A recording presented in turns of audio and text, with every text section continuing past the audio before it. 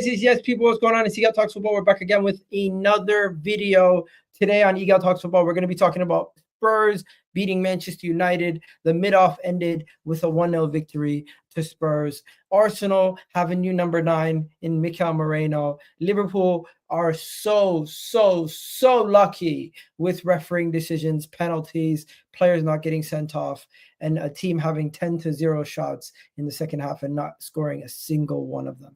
Marmoush is cooking for Manchester City, and Manchester City could be cooking just in time before they play Liverpool next week. And of course, Chelsea are in a crisis. We have to talk about all these things plus more. But before we go any further, let me bring through the panelists. We got Vader in the building. Vader, how you doing? Good, man. No complaints. Of course. Way to rep the Blue Jays. Winning 4-0, doing what you guys did this week, you should definitely have no complaints. No complaints, man. It was a good weekend. We'll see what we're able to do versus Madrid, but good bounce back, man. Good bounce back. There you go. Next, we got M in the building. Yeah, man, rocking the Blue Jays. It's weird wearing blue with a red background. I never really wear blue on my streams, but yeah. M, what you saying?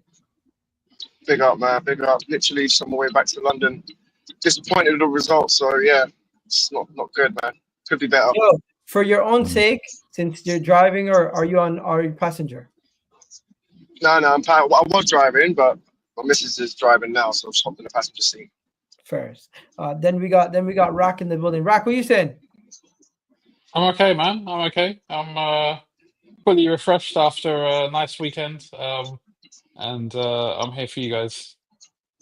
There you go. Okay, so we were actually gonna start with What was that look by Vader? Vader has you next, so he's sizing you up, you know?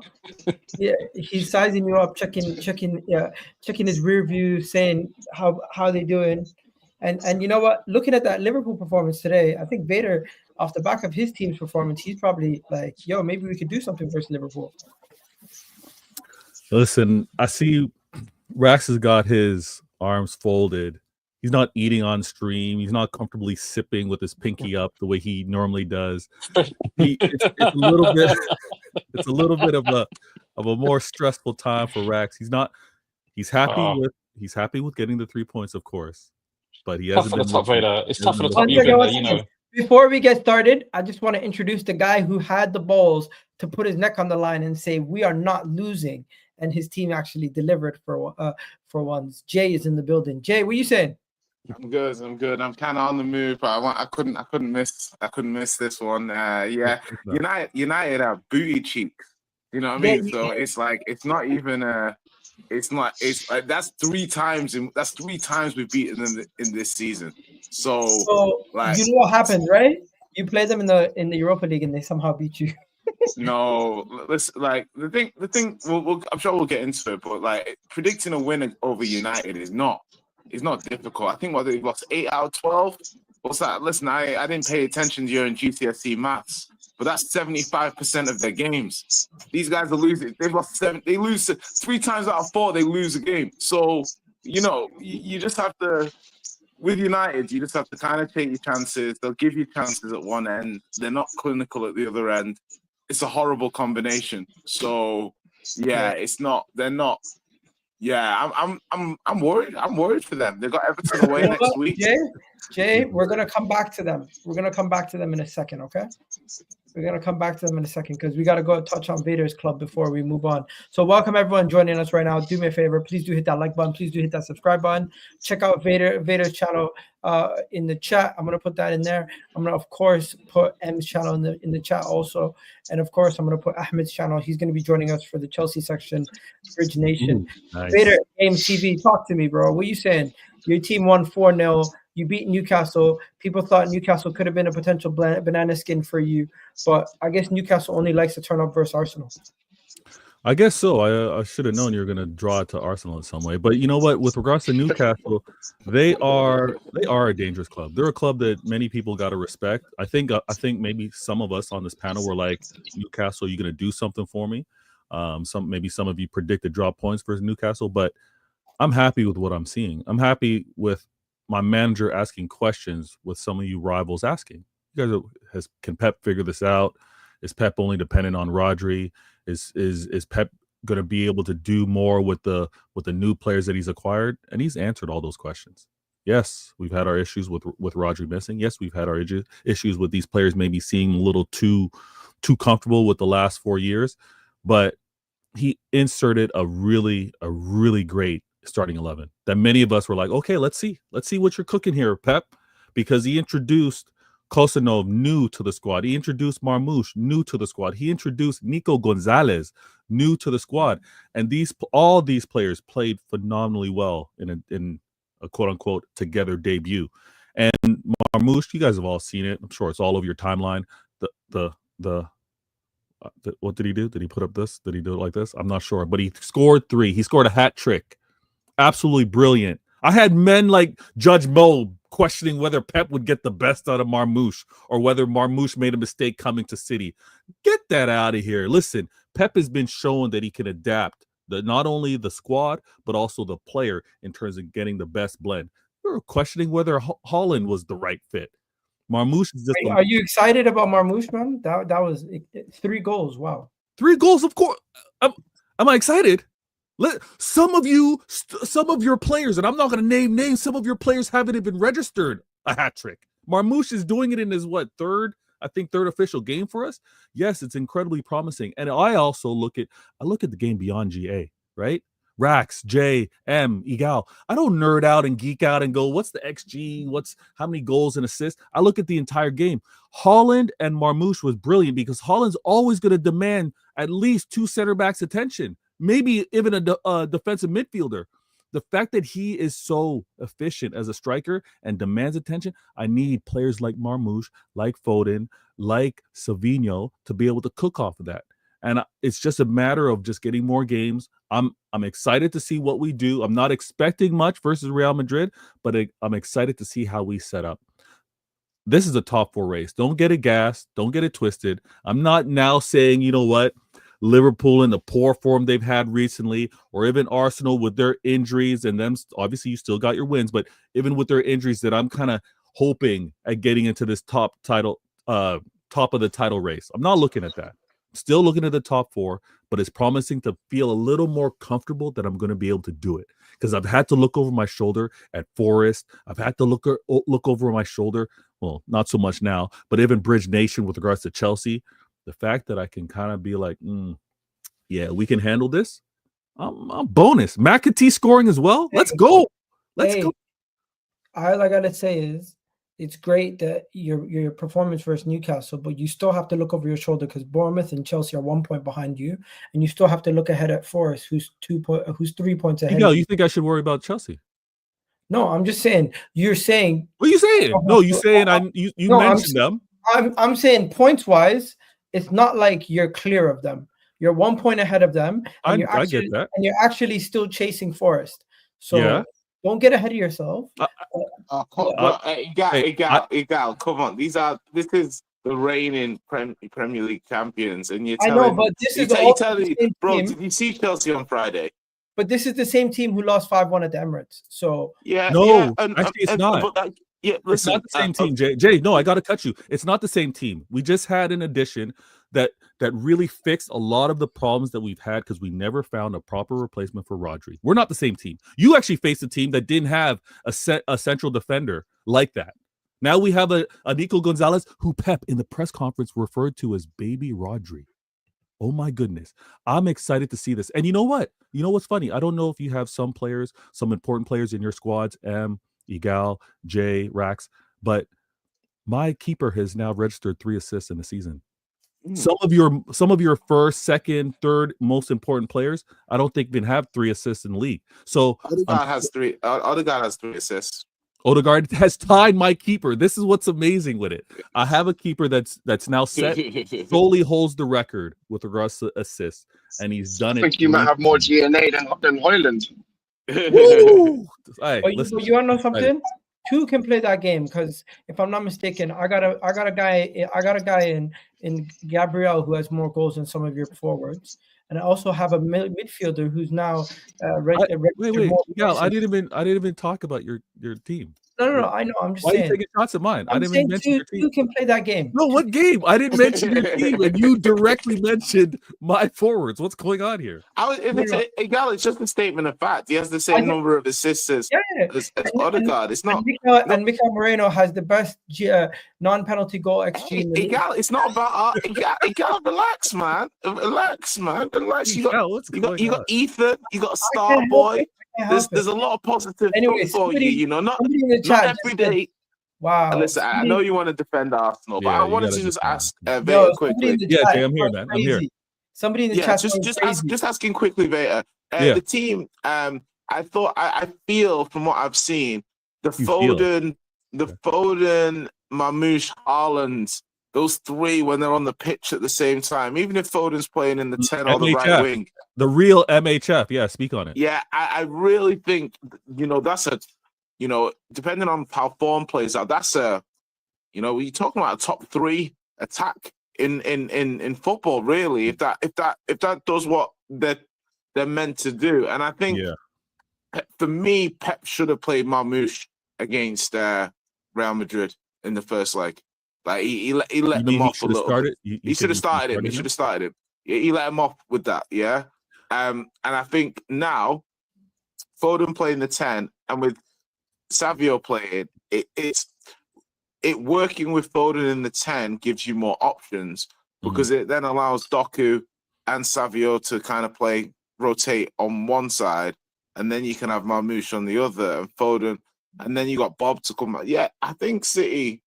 Yeah, man. We're working on something right now. Can I say one thing, though? I like it. So they got some quality attackers. Can I say one thing though? Yeah. Kieran Trippier is finished.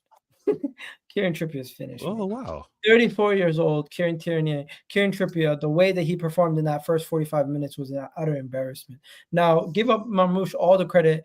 I like Marmoush. I think Man City got a hell of a player in Marmoush, but I think Kieran Trippier shown why he should not be starting and why you need to be playing the likes of Livramento and Hall as much as possible, or even somebody else if you can. And Newcastle, that's where they got let down. Kieran Trippier had the all-time disaster class versus Marmoush. He just ripped him apart. I don't think he was the main reason on why we were so efficient in our attack. But yeah, he was targeted a few times. I mean, Hall didn't even have the greatest of games, but the way we were able to score so early, and again, I need to go back and speak on how Ederson, because the first goal was the Ederson assist. That changes anyone's defensive game plan. They're like, oh, okay, we can't going long, yeah, we can't play this style. Our plan on how to defend, it just went out the window because he just bypassed everything with a long pass. So they have to worry about that. And we got joy. Whether we can play this way moving forward with other clubs, if they're going to defend the same way, we'll see. But what a great way to bounce back! What a great way to set up. And then because we played early. Can I say one thing about Nico González? Nico, of course, I'm here for it. Let's go. Completed the most passes in the game, if I'm not mistaken. Literally was the dictator. You guys gave him the ball every time. That's what you've been missing, a safety blanket, somebody who you can give the ball to and can control the tempo. Exactly. And I don't know if he's going to be performing like this consistently from now to the end, but it was a good performance compared to his shaky performance in his first game versus Real Madrid, which is a very tough first game to be thrown into. Well, he didn't even play in Real Madrid because he was injured. What was the game that he played and almost got injured? It was Lorient where he kind of got landed on, and he precautionary. We took him off early. It was in the FA Cup, which made a lot of sense. I believe that's the game I'm thinking about. Lorient. I need to confirm, but I believe he had the most completed passes. I think it was 100%. I just said that, yeah. In his debut, it's a record. It wasn't 100%. It was 97. 97. Okay. He completed 100 out of 103. Forgive me, Gal. I was rounding up. You know how we do. We kind of boost the numbers. But in a debut record in terms of completion, and I'm happy to see what it means. I'm actually so excited. You know how sometimes you have a season where you're like, I don't really care what this season is. It's almost like a free hit, and you look forward to next season. Yeah. I can't wait to see what Nico, González, and Rodri look like playing together next season. It's dangerous. It's dangerous, especially with that Marmoush as well. It's yes. We gotta look forward to next season. I like Marmoush. Thank you. Good baller, man. I trust your judgment with football as well. when it comes to all right. attackers. I think everyone's hyping up Man City a little bit too much now. Wait. No. We didn't hear from Rax. Rax, you play them next, Rax. Are you worried that they're catching form just before they play? I think we play Villa next, don't we? And then we play. Yeah, we're Man City. I mean, they play you next week. That's the same thing. We play them. They play you. No, Villa. You're playing Villa midweek, no? Yeah. Then I think we play Man City the midweek after. Anyway, whatever. We're playing each other soon. Rex, you said you're concerned whether City will get back to winning ways moving forward. Yeah. That concern hasn't died. I don't think. I think. Anyone whose concerns are immediately dismissed after one game didn't really have those concerns, and I did have those concerns. For you, Vader, I had those concerns for you because we go back, and we don't want false dawns, right? We don't need to, for example, come on next week and then think, oh man, Nico González. Do you speak? I don't know if you speak Spanish, but all of a sudden, whenever Vader's mentioning his name, his Spanish accent comes out. But yeah, González. Yeah. That's his name. But look, I'm always a little bit slow to change my opinions. Yeah, I need to see more evidence. The City that has showed up this season was beyond my wildest expectations in a negative sense. Yeah. Right. None of us expected City to have this season. No. And I think yesterday was a good performance. Yeah. I'm not going to mention that Newcastle. I predicted Newcastle to win. So, that's why I wanted you to speak on this. Yeah, I clearly got we're going to win, man. I clearly got that wrong. Clearly. But right now I've got maybe half a season's worth of bad data for City, and I've got one good game data of City. So when that good data starts when that gap starts narrowing, my opinion will slowly change accordingly. And I think that's fair. Can I speak on that data? Because this is also why, and we'll move on. I know we don't want to do too much City prop and discuss it, but if you want City prop, CIA Raiders channel, don't miss it. Be there. Don't miss it. Make sure you catch that show. You don't want to miss it moving forward. City intelligent agendas. Absolutely, you see the branding. Now, hold on, Igal. The same way I wanted to tell Igal about, chill. This wasn't the same team that faced him when he slapped us 5-1. Is your bad data, the data that you have on City? I think we need to now calculate moving forward. So I wanted to put, a mark in the sand as of this date moving forward, because funny enough, we're going to have 5 new players by the end of February moving forward.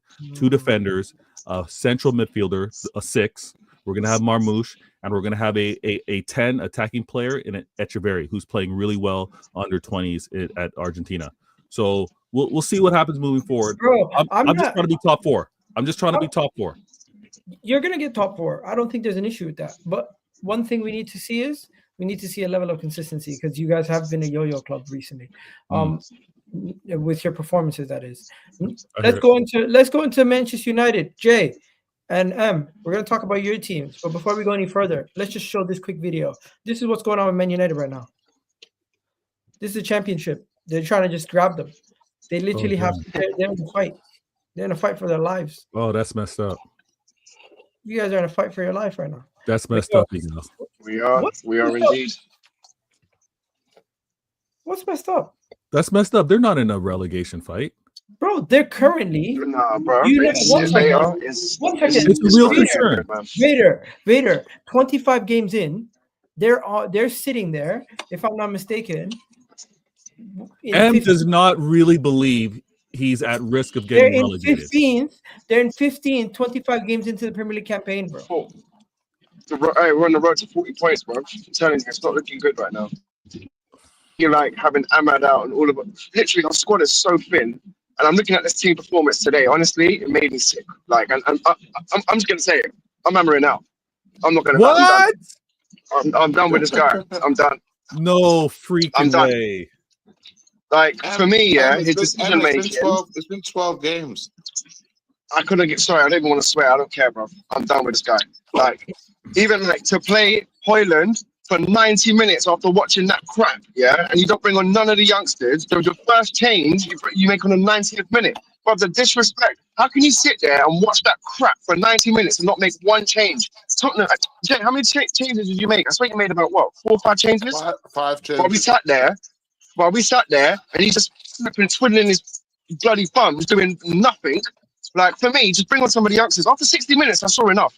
That Garnacho missed. It was just a joke. It was a joke. Dorgu, he was all right. That's the only positive kind of like light for me. He looked all right. He had a good game, decent game. Zexi had a decent game. Everyone else, crap. And for me, 1 second. what have you got to lose? What have you got to lose? Why are you not bringing on the youngsters? Why are you not bringing them on? What have you got to lose? And hot. 1 second. Are you really Amorim out? Yes. I'm done with him, bro. I'm done with him. I'm done. I can't sit there and watch that crap week in, week out, bro. Like, I'm finished. And not only that, like, how can you sit there and watch Højlund for 90 minutes do absolutely nothing and you still don't do nothing? What pissed me off even more? Why would you even make the change in the 90th minute? What are you doing? What's the point? Why wouldn't you just do it before? Or just don't do it at all?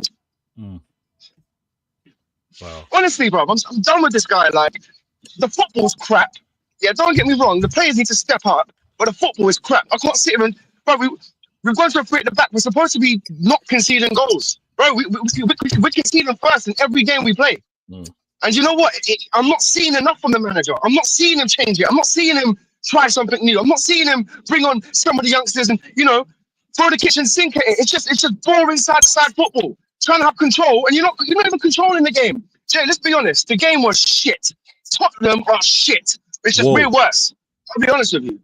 Okay. Like, way worse. I mean, listen. But the game was not bad. Look, be honest. Let's be honest, yeah. Let's be honest, bro. If Garnacho scores that goal, if Garnacho scored that goal, bro, that had draw written all over it. The game was crap. It was end to end, and it was just crap. Let's be honest. Like, you didn't outplay us. You barely got out of second gear. What? So neither did we. But it was just crap, bro. It was crap. What, Jay? You telling me you had a good performance? Did you enjoy your team playing today? I think there were just two dog shit teams going at it. Listen, bro. Listen. Like, I've always thought that history is written by the victors. You know. So the way I look at this for you is you were very shameless, bro. No, that's actually crazy. Bro, listen. You're shameless. Bro, end of the day. Bro, even if I would have won that game, I still would have come out and been like, bro, you know what? I'm gonna let you vent because I've been in 15. It's not a nice place to be. I know, bro. I know. But you're what I'm trying to say to you, bro, is going into this game, I told you we would beat you. We've beaten you 3 times this season. Now, whether you want to say that we're crap or not, cool. I think people would asterisk some of Tottenham's performances with the fact they've been missing players. You've had a lot of your players for this run, yeah? Today... What run? What players do we have, bro? Bro, the run of 8 defeats in 12. For the majority of that run, you've had a bro. We've got a thin squad. We've got no players. Honestly, like, when you look at our team, there's no players. But even if you have no players, the players we are referring to are the players in question. Your volume is so loud. I'm gonna turn it down. Please. Sorry. Yeah. Turn it down. Sorry, it's the mic. Let him respond before you jump in. Okay? So, was it being loud? I thought it was just his... I thought it was just being passionate, but yeah, man, that's passion and desire, bro. Passion, desire, and intensity, bro. That's what it is. That's what I'm saying. All things that are missing from the team. I was about to say if United played with that level of passion, they might have got a point. I gotta change the thumbnail, guys. Sorry, I didn't realize I put Havertz and Mikel Merino. Okay. It's okay. Well, listen, you're trying to glaze Havertz even while he's injured. What is going on here, man? Em's not completely wrong. I think he put a little bit too much stain on our name. But it was a game between 2 bottom half teams. Spurs are the better side. You could say two cheeks of the same ass. You know, some people could. I hear that still. Don't worry, we're gonna get to you and Brighton 3-0. Wow, wait, no need to say it like that, man. Why are you saying it like that? Damn. But the point is, I think Spurs back-to-back wins. Spurs were the better side today. I think United had good moments. I think Em's right. Garnacho should score. They had some decent openings. I think Spurs, on the overall balance of the game, were just slightly the better team, had a little bit more resilience. Second half, we were the better team. Nah, you weren't the better team in the second half. You were the better team for like 20 minutes in the second half. Like, and then after that, we had chances to score. It's not no, like we didn't have bro, chances. bro. Like I said, you had no control in the game, but you had moments where you really should have scored a goal. So I think Spurs' performance was decent, not good, or just decent, okay. On another day, we draw. On another day, maybe Spurs do better with their breaks and stuff. I mean, at this point in time, it's just there's not even that much happiness, you know. Whose performance were you happy with today, Jay? Like, whose performance were you like? I thought Spence was excellent, really, really good. He's just been great since he's come back into the team. I thought Tell was promising. Like, I think he worked. Yeah, give him time. The thing with the performance like Tell is, I like how the ball kept getting to him. I'll be honest. He kept finding the ball. His decision making needs to improve. How greedy? That's the term I like to use for him. No, but the thing, what you say greedy, I look at it like, when you're new into a team, the players will make runs that you don't think they're gonna make, and you'll dribble, and they won't think you're gonna dribble. So there's a synergy issue there. Yeah. On top familiarity. Of the fact he is 19, and his decision making isn't amazing or great or good even at this point. So there's other things that are exacerbating. We're Chelsea in for him. We're Chelsea in for him. No, we were. Listen, allegedly, we were. Listen, bro. Listen, I'm trying to have a little bit of. Listen, on honest note, I'm trying to help you here once again. On the honest note. Exactly, that's what I'm telling you. Honestly, we were trying to get him. Listen, honestly, I'm agreeing with you. 1 second. That's what I'm saying. Tell had to put a restraining order in. Like, that's what I'm saying. They kept coming back for him. They just wouldn't leave this boy alone. Chelsea, bro. No, so the problem with Tell was when we came for him, he was like, the reason why I'm not gonna come to you is because you got too many players in that. So like, I don't think I'm gonna get enough game time. Yes, right. So no, I'm actually giving the reason why he rejected us. And obviously now he'd probably be getting regular minutes if he came to us. But hey, that's a different story for another day. But but he's getting regular minutes at Tottenham regardless, and they pay. I know. No. They didn't pay more money. They only paid the loan fee, bro. No, but they also have some sort of inside scoop because Tottenham, because of the Harry Kane deal, Tottenham have the negotiation power to be like, hey, we'll give you a break on some of your payments with the Harry Kane deal, where Arsenal and other teams can't do that either. So why would you do that to one of your when that's your cash cow? I would not think you would do. Funny. I like how no, but that's what I heard. I heard Tottenham. That would be insane if you're doing that, bro. I heard Tottenham leverage the Harry Kane deal as a way to get this deal over the line. Hey, listen, I'm just. Who's been disclosing confidential contract information to you? I've just made a roast. This was rumored after the transfer. Hey, Igal, I've just made a roast, so I've got plenty of tin foil left over, so you can wrap it around your head.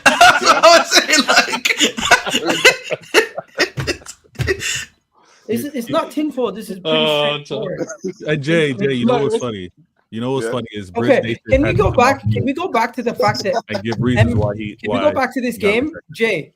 Yeah. Did you think it was shameless that Madison shushed the crowd? Why? Because he's been shit lately, and he shushed the crowd. This is the thing. I don't think he was shushing the crowd. I think he was shushing the United guy. The one thing just about footballers and stuff like that, as I've gotten older, the one thing I've learned is footballers is not FIFA, it's not Football Manager, and like if you give it, you must be able to take it, and vice versa. I have no issue with any player, sticking up for themselves. Isn't that Madison has broadly been pretty good this season anyway? Like his stats are statted. He's done all right. He's had some good games. He's had some average games. Okay. If he's saying about the criticism, yeah, cool. We're still 12th, blah blah blah. But is he to just constantly take abuse? Just people telling him he's overrated. This that. He's just come back from injury. He scores. Yeah. Did he get? I don't expect to see this every week, but giving a little bit back. When he's been getting a lot of criticism over the last few weeks, why not? No issue with it whatsoever. Okay, can we talk about M? Guys, do you think it's too soon for M to be saying manager out? Because I think it's a little crazy. I think sometimes you get a hunch. Like, and I'm not saying that he's right or wrong. I'm saying that when you get them out, like today, I saw some promising things from United. But I also look at it and I say to myself, Ineos are stingy bastards. Yeah, they have no money. Yeah, so they'll sack a dinner lady to pay Ugate's wages. Do you know what I mean? That's what these men are on. So I'm looking at it from the point of view of saying, what's more likely, that Ineos give Amorim the tools to revamp the team completely, or Ineos lose faith in being able to change the whole team for Amorim and sack him?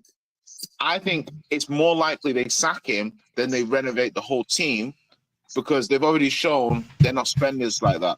So unless Amorim starts to dramatically improve, the whole point of why you sack a manager like Ten Hag is that you expect a new manager to come in and for there to be improvement. I can never co-sign why you sack a manager and then you don't expect the players to improve under another manager. Otherwise, why sack the original manager? The underlying logic has always got to be you're going to improve if you get another manager in, even without new signings. So to me, if I'm saying he's not liking what he's seeing, like that he's not coaching what he thought he was getting, like I'm not averse to him saying that. You know, it's worse if he flip-flops later. But if he's gone to these games, he's watched 15 games. Hell yeah. He's seen his team play. And if he's saying, nah, I'm not feeling it, I don't mind. I mean, we sacked Nuno by now. At Spurs, we'd already sacked Nuno by the time that Amorim. Guys, let's get Bridge Nation's opinion on this. Although Jay's been in this situation as well, but we should hear from Bridge Nation as well. You've wanted Graham Potter out. You wanted Graham Potter out very quickly. I didn't want Graham Potter out personally. I always thought of Graham Potter, actually, unironically. He's one that listen. You got to get your accusations right, man. Please, you know, I think if you were to say I think my issue has always been, at least from a Chelsea perspective, I think with Potter, we brought him in into a situation that was already untenable, and then we made the situation worse for him, essentially. So, you know, that was one problem that we had, essentially, with Potter. And like again, I think what happened was degradation took place because there were still older players there. There was still a bunch of new players we bought in January, and that kind of led to what happened with Potter, sadly. And then obviously, you then had the second situation, of course, which was with Poch. My issue with Poch was that he was a good manager. The issue was he was the wrong manager for the wrong players, if that makes sense, right? The players were a lot more technical. They didn't have that pace. That makes no sense. That was please. Okay. So what? Okay. So I think on that, please, because I'm watching your technical players.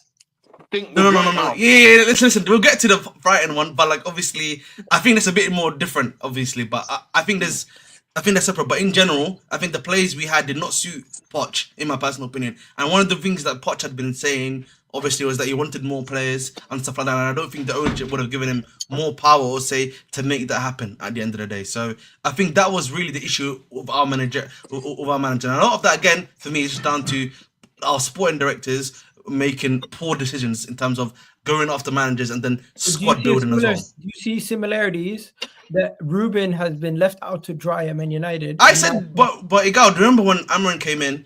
I think I said this to even M, or like I may have said in some other United fans, even my own mates. I was like, I feel like you brought this guy in mid-October, which was the wrong time, because there's going to be people that are going to be putting expectations on him already, right, to be getting something, and then you've got a secondary issue, in my personal opinion, right, which is that injuries, and then also a lot of these players don't suit his style, right, and I think one of the things that I've realized that right now is that a lot of these, I'm going to call them Gen Z managers, right? They like to play one style only, bro. They like to play their own style, and they may tweak it every now and then, but it's really just plan A. They don't really have a plan B, right? This is something I've noticed a lot. And with him, it seems like he wants to stick to plan A, but it's costing him, obviously, games.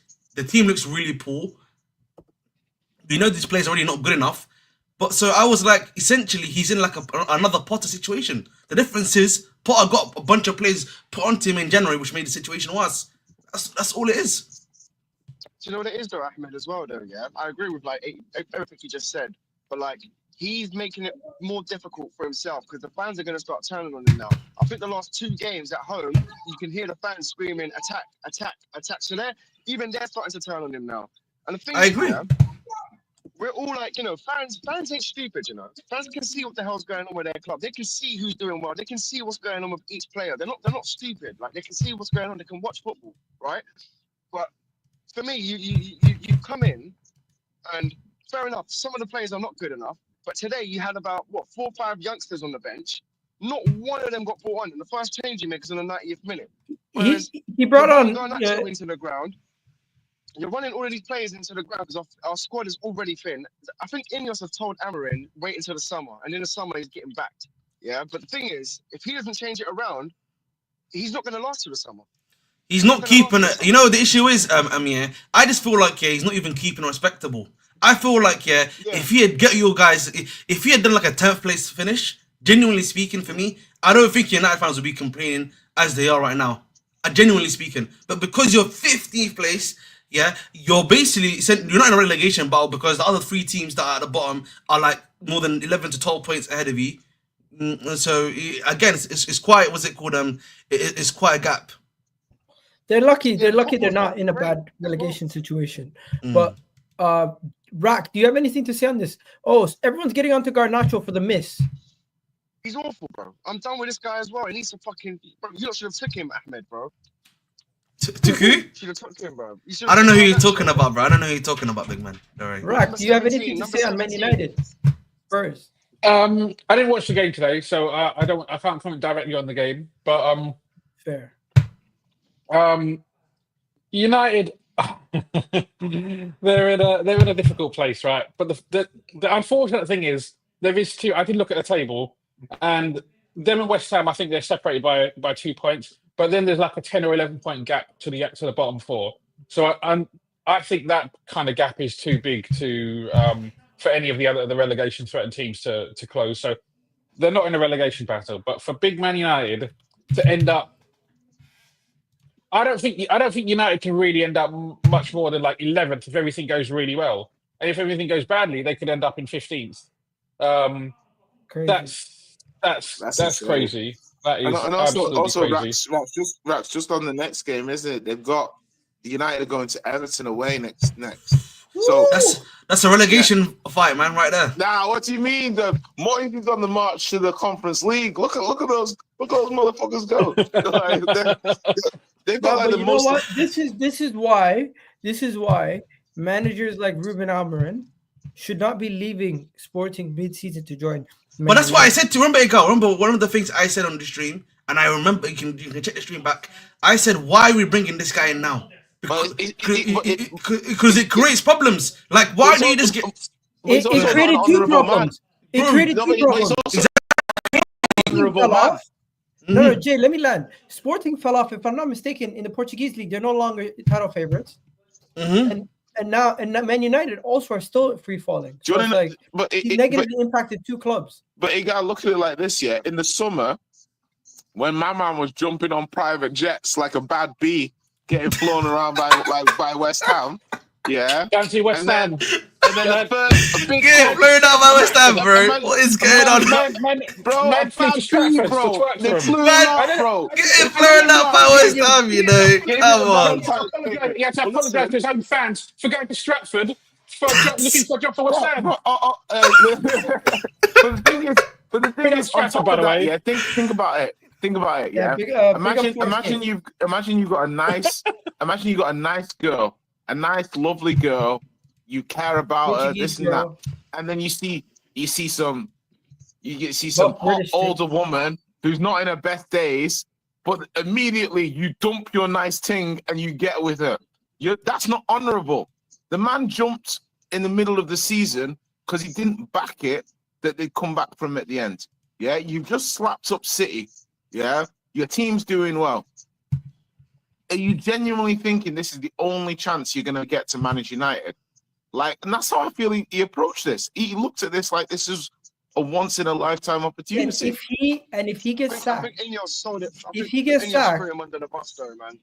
He's not going to get sacked. Ineos and Man United now in the direction that they're moving so cheap that I question if they even be willing to pay. He can definitely get sacked. He can. No, would they even be willing to pay his severance package right now? Bro, They probably have. They probably put stuff in his contract to pay a reduced severance package. I'll probably assume, knowing them. Oh yeah, I think Em is saying he's got a 2-year deal. By the way, guys. So it's not even that much. So even then, he's only got like a small. So even then, the severance package is probably going to be small. But it does make you wonder, though, and I think this is a good point that people are making, which is that the way they're moving now, it still seems like guys like Garnacho on the chopping block, guys like even Kobe Mino still on the chopping block. It does make you question, are they? Is it now? Are they in like a period of maybe like a sell to buy period, man? Where they have to like sell. It's not the manager though. It's definitely the players because we already know it's the players though. One second, guys. All their heavy hitters were injured today, or some of their heavy hitters were injured today. And I seen the manager today. When Manchester United were defending heavy hitters, Ahmed. When Man United were defending set pieces, he was praying. He was literally praying. But he looks lost, man. He actually looks lost. I can't lie to you. When Spurs have been playing every week, Spurs go on. I agree with what he's saying. Because I want to say to Igal, with all these weeks that Spurs have been playing with so many players injured, yeah. Every week I come on and you say, "Are you Anjou? Are you Anjou? Are you Anjou?" Today you're talking about Amorim, yeah, and you're talking about the players he's got missing, yeah. Some players that he's got missing in his team, yeah. Spurs have been playing 5, 6, 7, 8, 9, 10 players missing in their squad every week, twice a week. End of the day, yeah. It's Amorim's first couple months. I'm not saying it's Amorim's fault. I think United could definitely have got something out of the game today if they finished better. And the players have to take some responsibility because they're missing chances. They're defending badly. They're not doing the basics. But on the other hand, 8 losses out of 12 is horrific. Yeah. And this is what they've got until the end of the season. They've got no Diallo now. Yeah. So and Kobe Mino. They got no Mino for the next few weeks. Ugarte could be out for the next game. Rasmus Højlund is useless. So basically, and they're gonna have to start playing twice a week again, and plus the FA Cup too. With this squad, I think they're in trouble. Because I think they're gonna get stretched, and unless Mount's only gonna be around for like a day before he gets injured again. So I hate to be like that guy. I hate to be that guy, but that's 6. That's what I'm saying. But I don't know how United fix this because the games are going to start coming too quickly and their squad is too small. Even before I start analyzing, we have spent Amorim's ability. We have spent a lot of time on Man United and Spurs right now. I'm just going to finish off by saying this. I got a couple super chats. We're going to go through them first. Netweed, big up. He says, if Teta did his job and bought Gyökeres, could have won the UCL. What? Champions League? Where did that come from, Netweed? What are we talking about? Correlation. I'm so confused. Also, he said earlier, fresh from your roasting yesterday. I didn't get roasted. I don't know what you're talking about. He said, from proper Arsenal fans, you still blowing everyone else's and the Teta lady for what?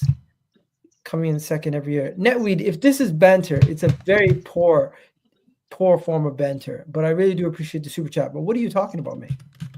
Genuinely, I'm so confused. Do you guys get this or am I tripping? I get the second place every time part.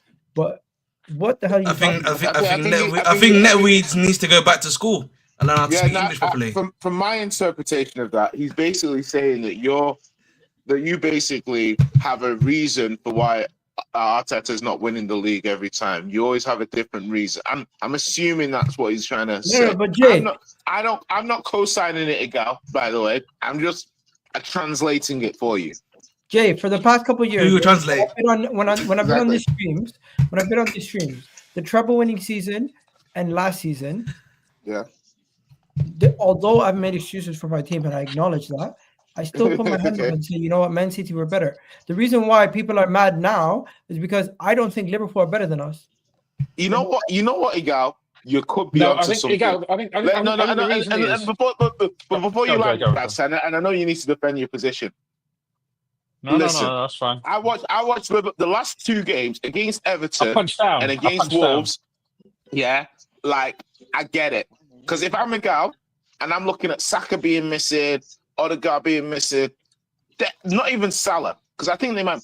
If Van Dijk goes down, Arsenal can catch him. Like, I don't even know. Like, I think that's the last 2 games have made me look at Liverpool in a different way.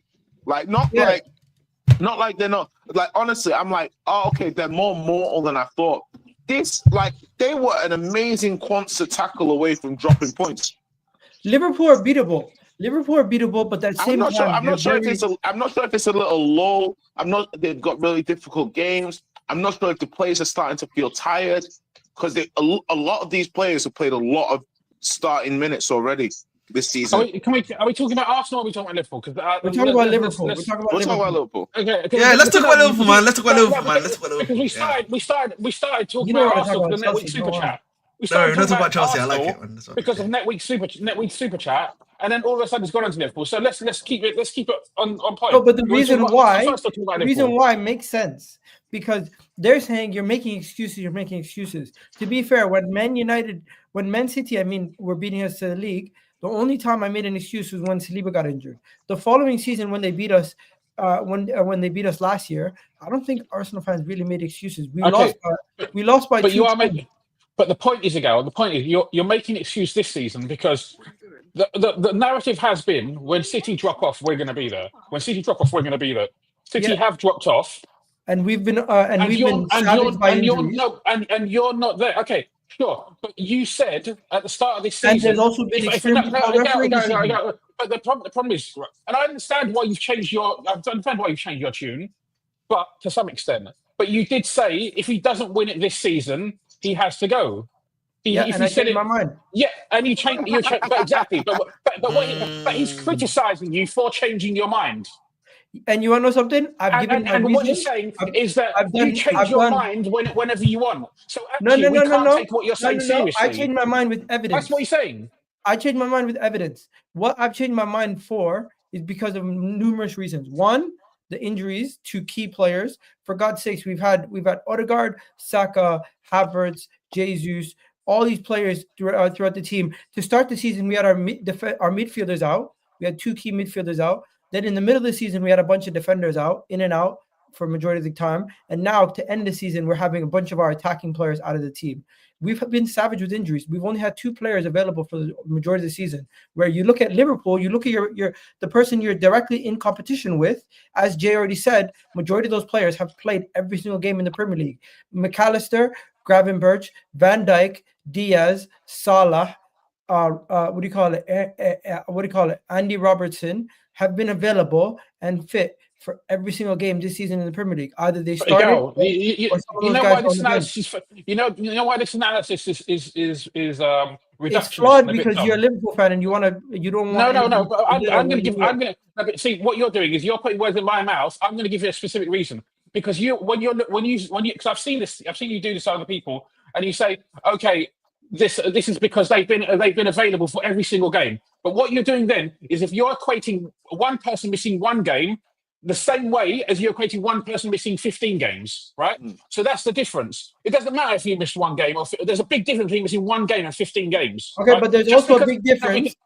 But there's also a big difference to 2 players being available for every game. We've had a 9 point. We had 7 a 9 out of point your gap. 11 starters. When did we have a 9 point gap? When did we start having a 9 point gap from you?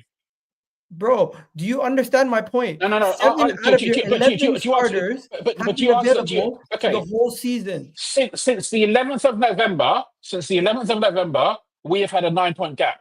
So we created a 9 point gap on you in the first 3 months of this season. When the only person you had out of any significant period Mikel Merino was out? Mikel Merino. Before yesterday, everyone was dissing Mikel Merino, saying he's rubbish.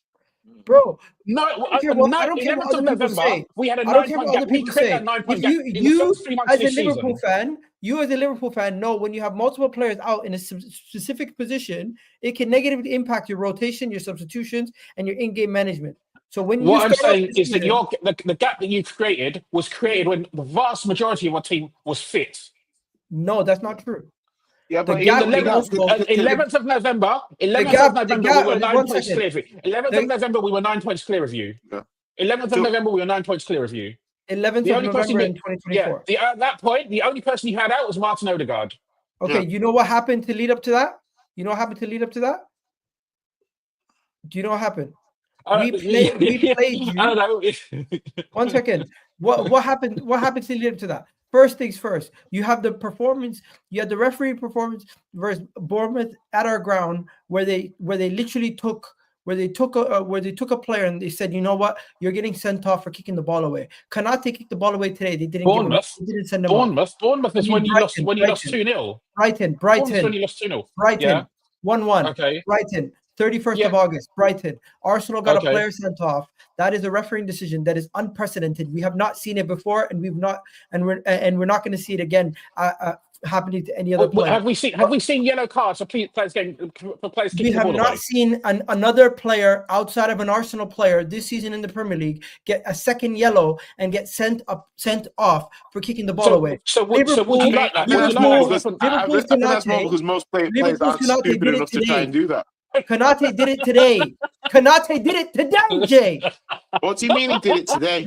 He was on a yellow. He did it today. Bro, listen. And we can't be having this debate, bro. We can't be having this debate, Exactly. bro. Come on, please. The thing is that, like, obviously, right, I understand, like, every time you look at something, yeah, and you do a confirmation bias, it's negative because you look at anything. Liverpool the other night, yeah, the free kick wasn't a free kick. They go and score. Arsenal versus Spurs wasn't a corner. You score off the corner. Like, there's a lot of decisions that go for and against people. The point I was trying to make about Arsenal versus Liverpool is Liverpool are the best team in the country. But I could understand why some Arsenal fans, yeah, might think, oh, if we'd had a full team, this or that, we might be able to match them or we would be up there. But at the end of the day, Liverpool are the best team.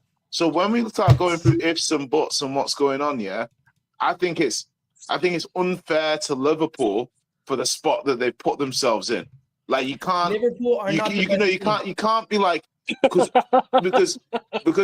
they're the team in the driving seat. For as good as you think your team is, yeah, they're 7 points ahead. And I do think that the games you played, Arsenal may have played slightly harder games than Liverpool up to this point, yeah, and it will even out, right? So it might not be a true 7 point gap. It's just there's certain games Liverpool still have to play that you've played and vice versa. But I think you need to separate this happened in this game and this happened in this game, and this 7 points is enough to be like, this team is better. But I understand why an Arsenal fan might think my team's of the same level. Okay. You know why I question what you're saying? Is because if I pull up another team who's 7 points ahead of you in the league, are you going to say they're categorically better than Tottenham? I think I would. You think Brighton are categorically better than Tottenham? I think Brighton. I think the league table doesn't lie, and I think Brighton have been better than us in the league this season. I can still say to myself, I think we're a better team than Brighton. Yeah, and somebody be like, you're delusional, Jay, and I'll be like, well, injuries, Europe, finished above them last season, yada yada. But like, I think. So that doesn't apply for Arsenal versus Liverpool? Bro, listen, because the point is, I don't think Nottingham Forest are better than Spurs, but this season in the Premier League, they have been better than Spurs. There's not much I can. Netweed loves you. There's not much I can say to push back on that. Like, as much as I want to say, trust my words and not your eyes, most people are going to trust their eyes. So you can't be upset or annoyed at people for going with the consensus, which is based off the league performance, right? All right. XPGMOL referee chief, Kenneth Hackett, has come out and his name is Keith Hackett. He's Keith Hackett, and he's the ex. He's not the current.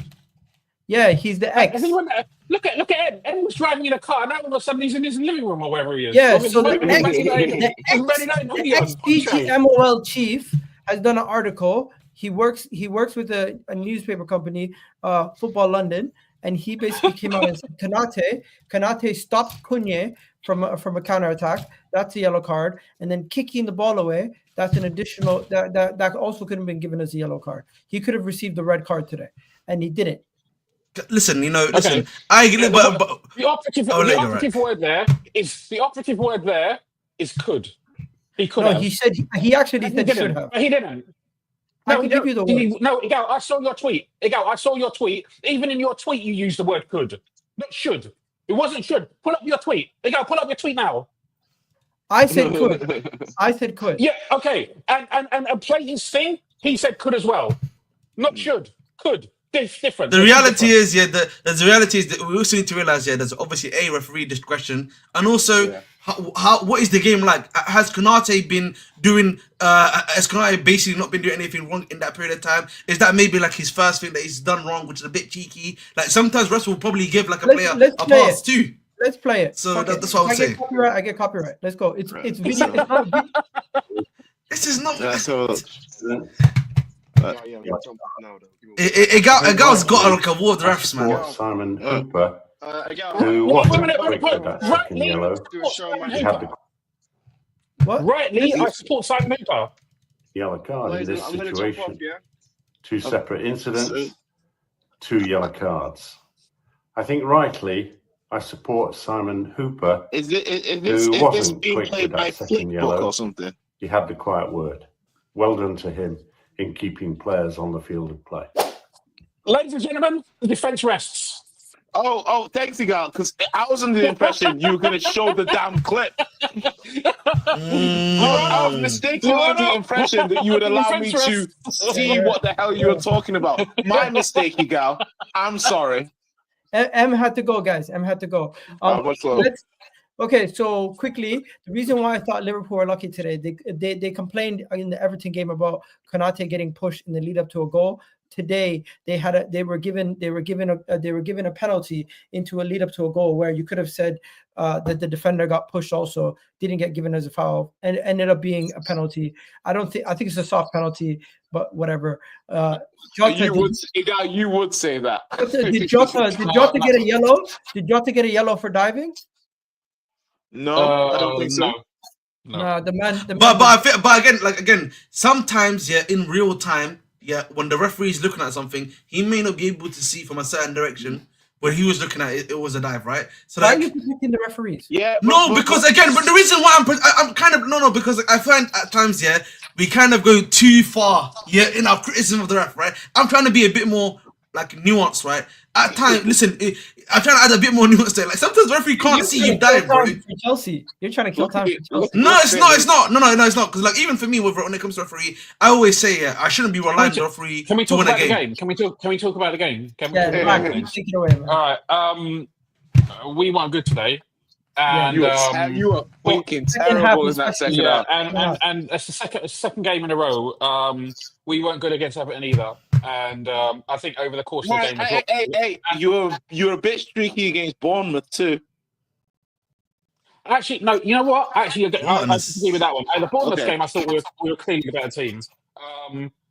And in recent weeks, I've been eulogising a lot about how good we've been. Okay. I think it's only fair to keep the same energy and keep the same level of analysis. Last 2 games, we haven't been good, and it has worried me because the previous games, even when people said that we've only won by the odd goal or, we've had a couple of, I wouldn't even say near misses, Bournemouth had a couple of chances, but we controlled the game and we created better chances overall throughout the whole game. That wasn't the case against Everton, and today was, especially at home, it wasn't good. And it's given me some food for thought. I'm not going to jump to conclusions because the team has played really well recently, and it may just be a couple of those games. But it does make me slightly more concerned for Villa away and City away. But we'll see. Slot basically said the same thing about the Everton game. He said that probably we didn't play so well. Probably over, if you look just from a purely footballing stance, a draw was probably the right result, and fair enough. But I understand these things, and there's always going to be ups and downs. We will not have every game be an excellent performance up until the end of the season. But the points are the most important thing. So when we don't win, when we don't play well, like today, I want us to win. If we don't play well against Villa and then we win, I don't care. I think at some point, like I feel like with a lot of teams, obviously we've got Spurs who are really depleted. Us now, Chelsea are really depleted. At this point, I don't even think it's about. I don't even think it's like a performance thing anymore for me to understand. It's about now getting points on the board. Generally, that's what I would say right now. Even Arsenal, I would include in this too. Hold on, it's squad gimmick. After running, he's trying to set the table, guys. Don't let him set the table. He tried to sneak himself in there. With Chelsea, we're really depleted. Nah, bro. Chelsea. You know, listen. We'll talk in a little bit about Chelsea, but like the point I'm trying to make in general though is that squads are depleted right at the end of the day. Like we need to be honest about it. Squads are depleted. Like, and ironically, we're not even in the business end of the season yet. Like we still got another 3 months left, 4 months left of football. And like a lot of squads are like already struggling. We've got a lot of major injuries happening right now. I just think for me right now, right, it's now becoming like this period. We're just gonna have to push through it, man. We're just gonna have to push through it. All of us as teams, right? So again, we'll see. But with Liverpool, I think the worry with you guys is, and one thing I would say to you is like, you don't want these performances to start continuing when you're playing UCL football. No, long and Premier League, Premier League. Because then that's gonna hurt you, right? Because then that will definitely hurt you as a team. Because the thing is, I know people diss the term trust the process. Yeah, I know what you mean. Yeah, I'm an advocate of it just because I believe that if you're playing well, the vast majority of games you will win. Exactly. So Liverpool have been playing really well up until the last 2 games. So that's why, and I've seen Arsenal actually not play very well. So that's what gives me hope, right? Because I believe in the fact that if I keep playing well, we'll do enough. Forget about Arsenal. We'll do enough to win the league, especially with the gap we've got on them. And then I also look at the holes in Arsenal squad. And I think, you know what, we will drop points. I don't know what this narrative that's come about saying that we think we're going to go invincible. None of us, no Liverpool fan thinks we're going to go and win out every single game until the end of the season. But when I look at the differences between us and you and Arsenal, I feel like I'd be surprised if we drop less points. If they drop less points than we do for the rest of the season. If we don't win let me tell you something. There's 11 games. There's 12 games, right? 13 games. 13 games. You need 8 wins. What? You need you need 8 wins to basically mathematically make it impossible for us to win the league, I think. I think okay, but I mean that's based on a points total that you've just made up. But sure, I mean ultimately 7. The difference is 7 points. Well, That's hypothetically, even if you lose to us at your ground, if you win 8 other games, that's such a big game. Like, was it 3 games before the end of the season? That game, yeah? They could literally win the game at home at that ground when they play us. Yeah, I think the thing for me, Gal, is for Liverpool. Like, I completely agree with what Rax is saying. Like, I think the last 2 performances, it's so weird to me. It's the second half today, especially the second half today. If I'm a Liverpool fan, that was a worrying half. Like, I was like, oh, what are we doing here? Like, it was like, what are we doing? Like, and I think for me, I'm watching Liverpool, and I think they can outpoint Arsenal between now and the end of the season. But like, when I watched Arsenal against Leicester and I watched Liverpool against Wolves, I did come away thinking, okay, Arsenal, it's only Leicester, but you know, they found a solution to get over the line in this game. They're being resilient. And I watched Liverpool, and they're being resilient too in winning that game against Wolves, but it shouldn't have been that close. And it was like Liverpool sleptwalked into a very, very difficult last 5-10 minutes that they didn't need to have. So a whole second half, bro. 10 shots, 0 in the second half. Yeah, but I think that the point is now Liverpool are they'll take that. You know, they'll take being 7 points ahead of Arsenal, and you know, like status quo, and they move forward. And the Villa game is a big game because Villa will play in a style that like Bournemouth game was like, you know, Ratsy, I know you said you were the better team, but that Bournemouth was a hard game. I'll wait for Villa. Yeah. Do you know what I mean? Like these teams that run at Liverpool who are going to press them. I'll face them on Saturday, that's fine. No, it's and then it's City. Have you got City after that? No, they got City first, then Villa. We face Villa this Saturday. Chelsea face Villa this Saturday. Wait. When do Liverpool face Villa? Because Liverpool They face them after City next week in 2 weeks. Oh, is it? I thought we played Villa I first. swear Liverpool got Villa next, don't they? No, we've got Villa. We've got Villa next. Bro, Villa and Liverpool play this Wednesday. Yeah. Oh, then it must be a midweek fixture. It must be like a. Is it like a rescheduled fixture because of Europe? It must be a rescheduled fixture because of Europe, I think. Oh, okay. No. It's game week 29 being played ahead of time. Okay. No, sorry, I didn't know. I think So it's a rescheduled fixture. I think because they moved it forward or something. Yeah, it must be like because it's a Champions League fixture. I'm assuming then. Yeah. So Liverpool will now Arsenal will have the game in hand. No, Liverpool will have also have a game in hand. Yes. Yeah, that's not a nice game, you know. Come on, you know the thing is, Unai Emery hates Arsenal more than Spurs fans do, so they'll probably throw that game. Oh my God! What is going on, man? Come on, bro! Come on, man! Listen. Let me just say what I want to say. Get it off my chest.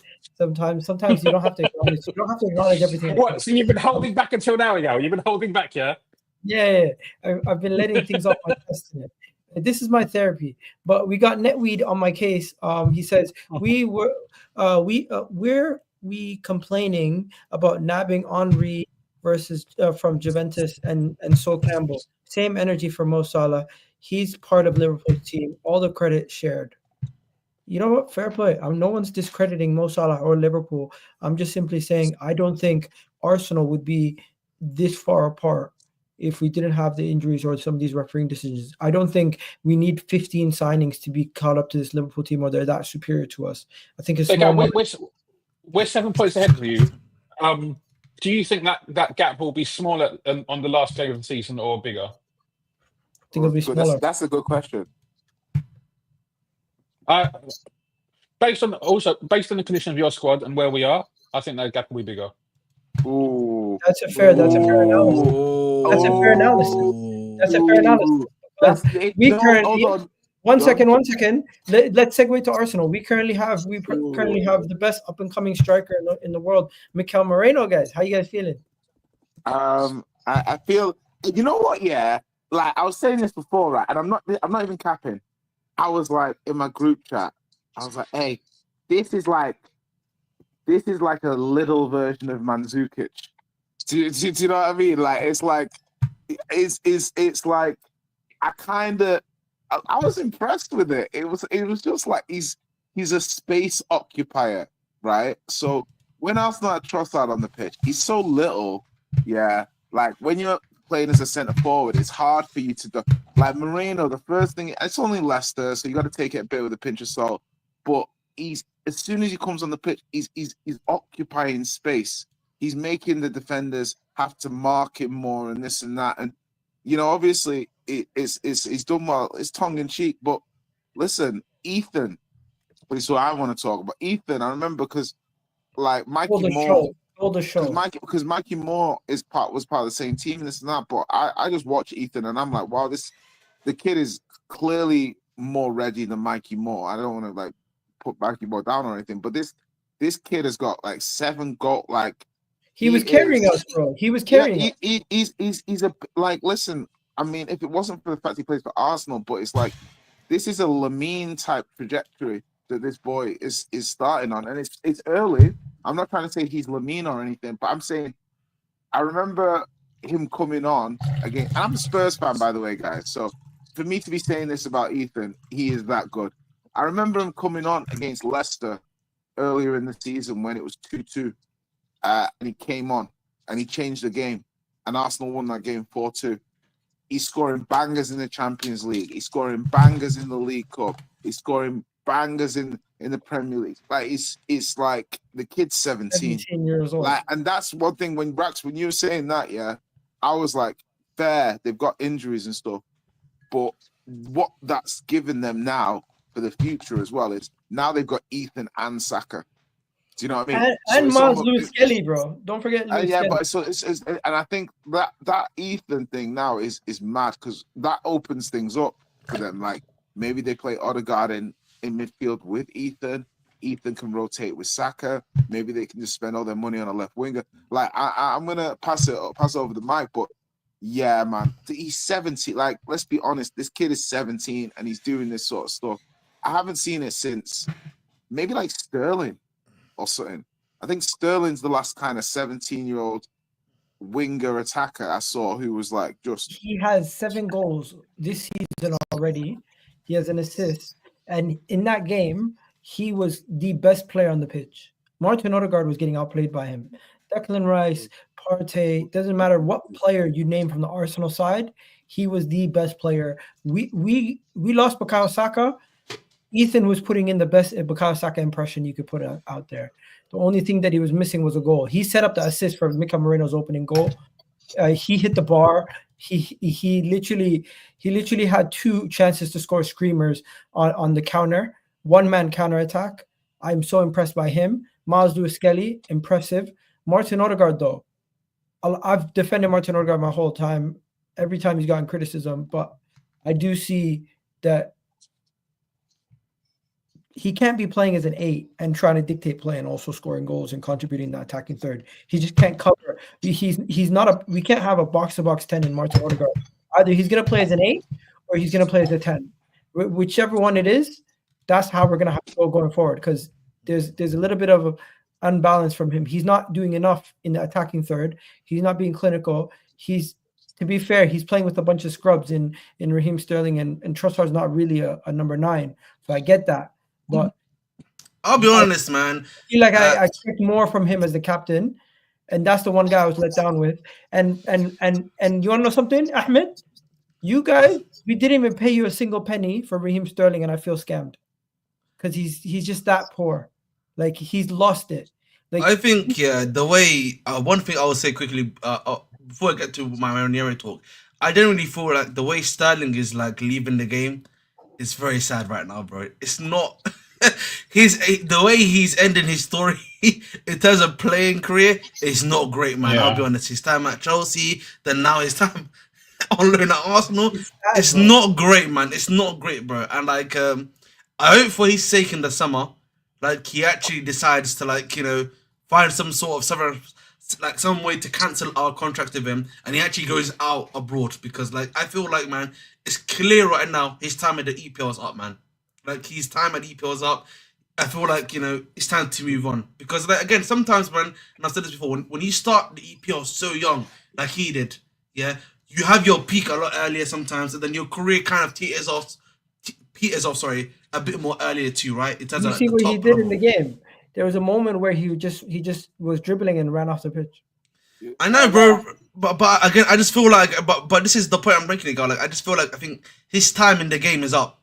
With due respect, like at the top level. I get it. It was a disgraceful performance, like, but Jay, I feel like, you know, I'm probably talking about obviously my time watching my Chelsea. Yeah. Obviously, so you're saying this was quite a regular type performance, potentially. Yeah, particularly last season. Like last season, he was putting these performances up, and like the thing I'm saying, Jay, is that it's clear to me at least, both at Chelsea and then even at Arsenal, who's obviously playing much better than us and more so competing, right?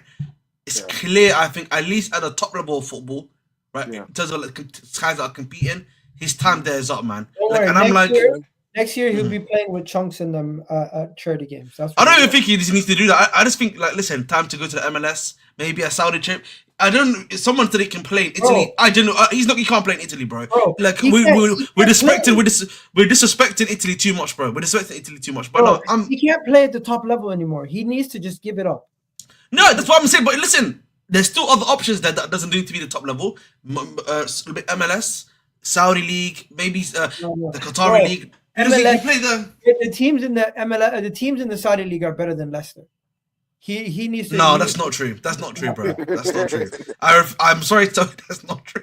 No way, that's true, bro. They're not even bad. Listen, they cook the French league all the time, and I will tell you, hand on heart, And I will tell you, hand on heart, yeah, the French league teams are better than the Saudi teams. Hold on. You're going to be facing them in the Club World Cup. Before you go, yeah, and we will crash it on them. I'm telling you, I will crash it on the Saudi team. Hold on, guys. Let me just understand this. Yeah, Igal, did you say that, like, the teams in the Saudi league better than Leicester? What was the specific comment you made, so I can be clear on that? Yeah, I think some of the teams in the Saudi league are better than Leicester. Some of the teams, when you say some of the teams, do you mean like the champions and that's no, it? I'm talking about Al Hilal, Al Hadid, Al Nasser. Okay, whoever that second team is, they're definitely not better than Leicester. No, the team with Benzema. The team with Benzema and Conte. Come on. Okay, maybe. I mean, maybe I just didn't appreciate the pronunciation.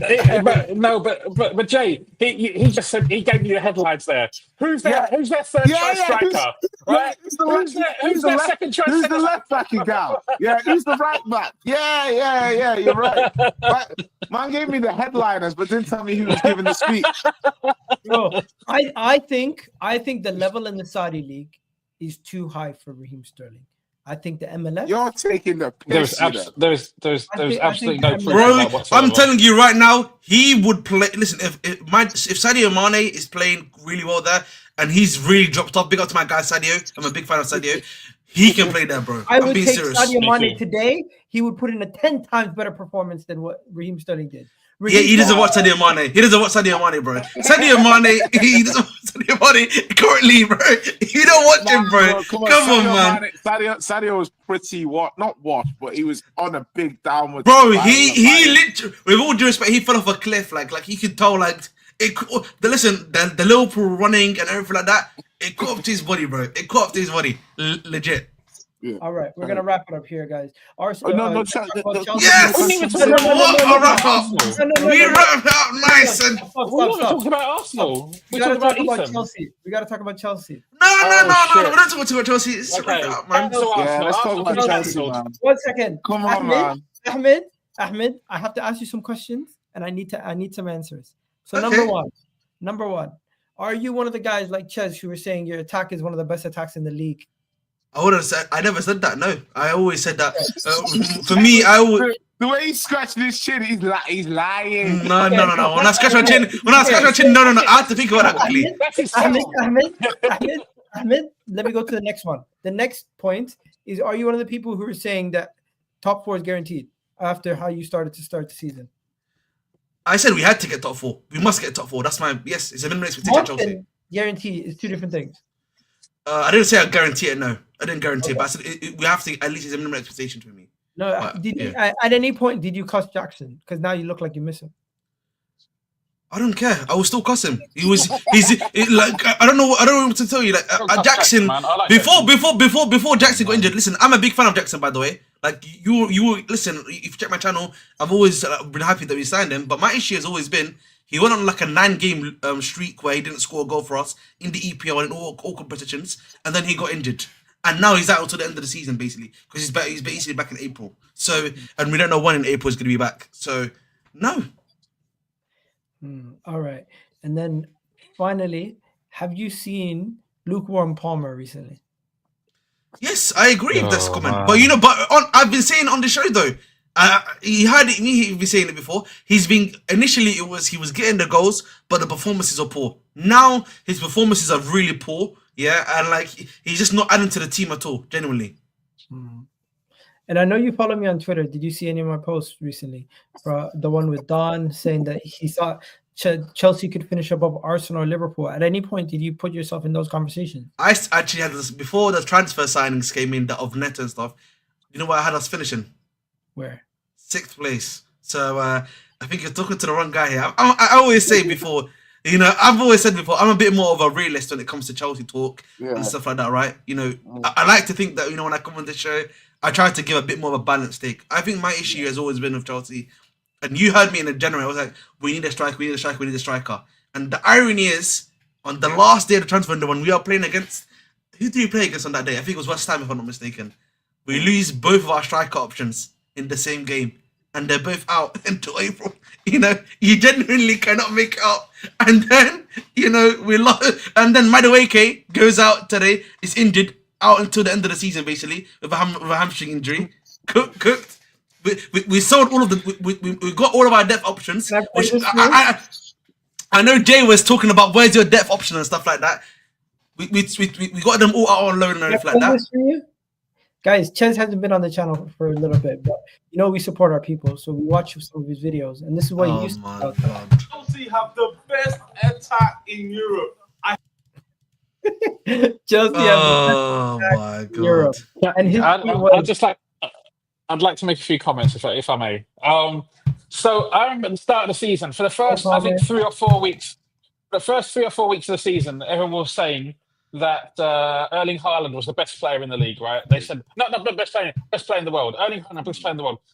And there was a very small window after scoring 4 goals against Brighton, and maybe a couple of weeks after that as well. Chelsea fans were saying Cole Palmer is the best player in the world. It was Jamie Carragher. It was Jamie Carragher. No. I know there were Chelsea fans there that were saying Cole Palmer is the best player in the world. I really like Cole Palmer. I really like Nicholas Jackson. This is the irony is, despite the fact that I dislike Chelsea, a lot. Chelsea one of my most hated teams. I actually like a few of the players in this team, but the fact that Chelsea players were being bigged up to that extent, I felt was absolutely crazy. And I must say, I'm a bit of a hate watcher. I don't watch much Liverpool-only content, right? I watch content of other clubs, mainly my rivals. I watched fair bit of Arsenal content this year. I've watched a fair bit of United content this year. They've both given me happiness, right? Especially the blowouts and the meltdowns and all this kind of stuff. But if anybody wants a real laugh this weekend, my preferred watch has been Chelsea fans, because it is absolutely glorious. They're organising protests. They're like, Blue, get out of my club. They're saying Roman Abramovich. But there's a conspiracy theory. They think Roman Abramovich is waiting for these lot to fail, and then Roman Abramovich is going to sweep in and buy Chelsea. These people have no concept of the idea of the what's it called? What's the person? The person. If you want to buy a Premier League club, you need to have a certain degree of fit and proper person. You know what the issue is? They think Roman Abramovich. They think Roman Abramovich, in the current situation, in the current global climate, is going to pass any kind of fit and proper persons test. You're out of your fucking mind. It's not going to happen. Chelsea are now being run by a hedge fund, similar to Liverpool, similar to many other clubs. These people are running the club for a profit. Now, what Chelsea's owners have tried to do is they've tried to hack the system. What they're trying to do is they're trying to monetize Cobham and make money, which teams have done in the past, but is very difficult to do consistently. They're trying to monetize Cobham and monetize the transfer market and make money on player trading, because in US sports they can't do that, right? In US sports it's not really possible because they have a trading system. This is not. It's so difficult. It's an extremely high risk strategy, and they have had PSR issues already. They will continue to have PSR issues. Chelsea are in a lot of trouble.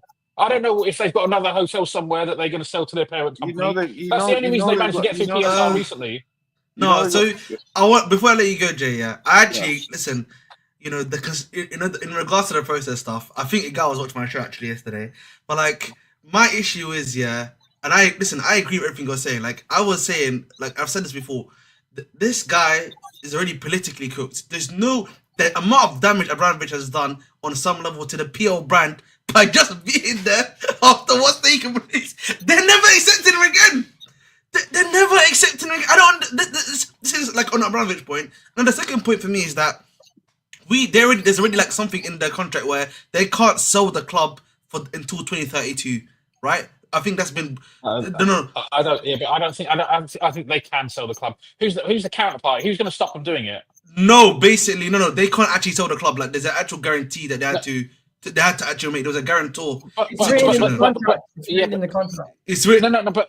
But first of all, apparently this thing came out it was a couple of articles that came out in, and second of all, if they do decide to sell the club, who's going to stop them selling the club? You have to have somebody trying to enforce that contract, right? But- No one. Abramovich is not going to come back and say, guys, we've got this But contract. I think it was because I think the way that it was explained, the way they explained it was that it was a Rain Group thing, like the company that actually sold us, if that makes sense. But is the Rain Group going to sue Blueco?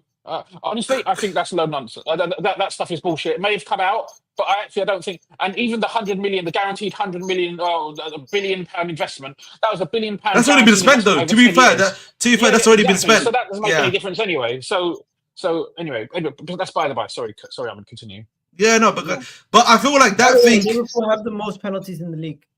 Okay, all right, but like the reason why I'm saying that, right, is because it has been because it wasn't just reported in one place, right? It's been reported in multiple places. And then when the civil war shit, the thing about the owners when are trying to buy to the out, right? It actually came out there again that could not take place. That's the only reason why, like, I bring that up, because that unless there's something else that happens, like you say, there's a way to enforce it that we're unsure about. At the end of the day, that's what we can really speak about in that regard. But at the end of the day, this is a private equity firm, guys. They need to make money. In this current state, they're losing money. They're going to lose money by selling Chelsea in their current state. I don't know why people keep on saying this, by the way. Like, what? You say that a lot at the end of the day. I have to say it a lot because, like, it's not... Whenever I'm on YouTube, I say a lot because, like, I don't like to use my other I know, but you only say that when you've gone on for long. I don't feel like you've got... I feel like you just got interrupted and started off with that. No. But as I was, like, just to finish off, sorry, Jay, I'll let you speak the whole time. At the end of the day... No. Like, I think for me, my issue is, like, we can't get these guys out as of right now. These guys are looking to make a profit. In the club's current state, that's not going to happen. We need to be, if you're going to do a protest, it has to be directed, like getting the sporting directors out, getting them to change the system of the way they're doing stuff, right? And having like a set manifesto, in my personal opinion, of points that need to be done, and then you do those protests that way. I've always said before, it's going to be very hard for you to clear out stadiums. It's going to be very hard for you to do some of that stuff. Reality is, when you're a top 6 club, right, particularly when you have not just local fans, but international fans as well, it becomes very difficult to get stuff like that done, if that makes sense. Like, it becomes way too hard for you to get stuff like that done. Yeah, and imagine Arsenal are linked to Roberto Firmino as a free agent. What the fuck? What's that? Who's that from? What's the source? So Roberto Firmino could terminate his contract at Al Hilal and left out of the Saudi Pro League squad. He becomes a free agent and he would be available to move to Arsenal. Oh, that's nice. That's like buying a video game and saying I've almost completed it. There's a few stages in between there, Igal, but I want to just say quickly on Chelsea, right? Let me just look at Chelsea, right? Because, like, looking at Chelsea, I want to ask you a question. I want to ask you a question. Do you genuinely think Enzo Maresca is a better manager than Poch?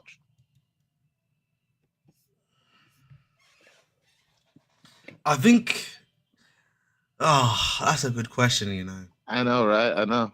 The problem for me is, I would actually say, can I say, I've got a third option to say, which is that I don't think it matters, because at the end of the day, he was just brought in to basically kind of be the club's yes man, because that's what he accepted when he signed.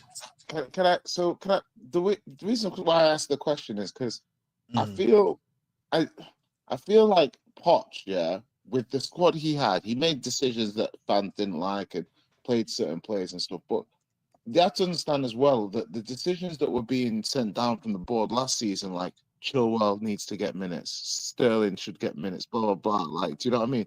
He had his hands tied more than Enzo, because Enzo's come into a squad which has got, like, he got Neto, he got Felix, he has Nkunku, all of these players, whereas, and he's obviously got a more stable Madueke, he's got players that Poch helped stabilize last season, and come the end of last season, you were 6th. Yeah?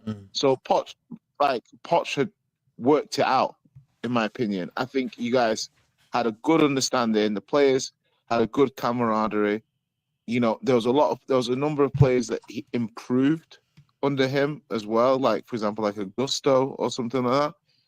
And then I'm looking at you now, and I'm like, okay, it started off well, and now you're starting to plateau a little bit. So, whereas Poch on the other side started badly and then finished strong to a point where it would have been interesting to see how he would have looked in the following season if you'd backed him. So I'm looking at you now and I'm asking, if you finish in the 6th place or something, how can the owners really justify keeping Maresca when they didn't want to keep Poch? Wow, good question. I really don't have an answer to that because I think there's some truth to that at the end of the day. I just think the only thing you can say is that one manager's more inexperienced and ready to do a project with him. That's the only thing I could probably think that they would say in their viewpoint, Jay. It's fair. So there's another answer also. Another answer would be that they are trying to prepare the fans. They might not get top 4. That's why they're putting it out there already in the case that they don't get it. But if they do get it, they're going to say that was the goal as always. And if they don't get it, they're going to say the goal was always to get it next year. It's really preparing for the worst case scenario. It's not really anything to do with the manager, I would say. Yeah, no, definitely. I think the Winstanley and Joe Shields and obviously the approach and stuff like that. I'm really, I just, from my point of view, watching it, it feels weird seeing a Chelsea team being positioned like this. Oh, we lost him. Yo, we're gonna wrap it up there. I don't know what happened to his internet, but we lost him. And is that you, Ahmed? You got some stuff going on in the background? We'll catch you. That's your show, mate. Oh, that's what's playing in the background. Oh, that's your show. Yeah, that's you. Anyways, we're gonna wrap it up here, guys. We're gonna wrap it up here. Jay, we're gonna wrap it up, bro. Absolutely. I just wanted to. I wanted to ask you guys, obviously, prediction for Villa Liverpool. Rock. It's gonna be a tight game. I think we will win 2-1. Ahmed. I think I'm gonna say 2-0 Liverpool. I think Unai Emery doesn't give a shit. 5-0 Liverpool. Wow, I think Villa get a result. Like there's just something about Liverpool at the moment. Like they could just blow everyone away, or blow them away on Wednesday. But I'm just thinking, I'm like, the Asensio, Rashford running at a time Liverpool. You know what I mean? They could have a little something for them. Do you know what I mean? Like, so like Villa did actually play quite well against Ipswich. They just missed mountains of chances. So I'm gonna go with a 1-1. But I wouldn't be surprised if Liverpool nick it. Rashford hat-trick versus Manchester United. He looked good, when he came on. I'll be honest, man. He had a good cameo against what's it called, Ipswich. So it was a nice little cameo. He had a good cameo, man. I'll be honest. And Asensio had a nice cameo against us as well. Yeah. We're gonna have to wait and see, guys. You guys have yourselves a wonderful day. Catch you guys in the next video. I feel weird wearing blue. I'm never gonna wear blue on a stream ever again. Catch you guys in a bit. Peace. Let's go. Love. No, just